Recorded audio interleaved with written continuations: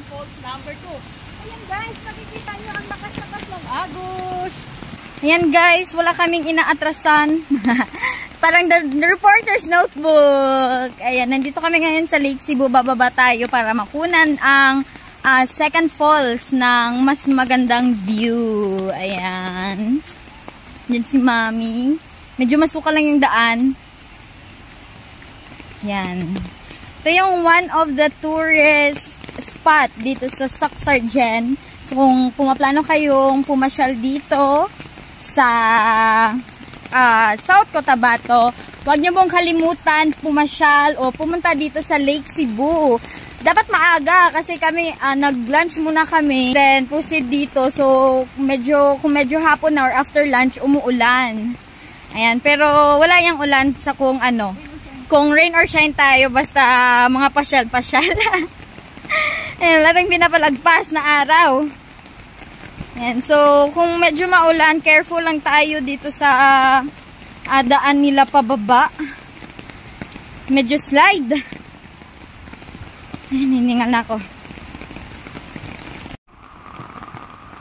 Ayan guys, nakikita nyo yan ang number 2 falls ng Lake Cebu sa Cotabato.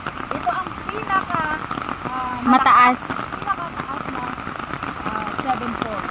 Ito ang pangalawa.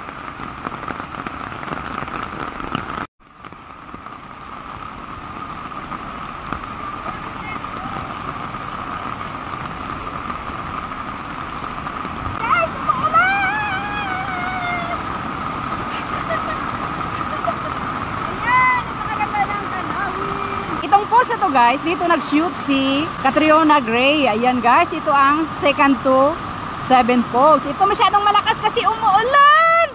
Ayan, malakas ang tubig, ang agos ng tubig guys. Ayan oh. Pero amazing talaga guys. Kasi kailangan naming sa ulan kasi uwi pa kami ng Gensan. Kaya ayan guys, tingnan mo ang paligid. Napakasarap tingnan. Green lahat. Ayan guys oh. Oh. Ayan, yung iba nagsisilong doon kasi walang payong. Amazing! Number 2, 7 falls ng Lake Cebu South Cotabato! Ayan, napakaganda. Ito ay napakaganda guys. At napakalakas ng agos. Ayan. Ayan guys. Thank you for watching!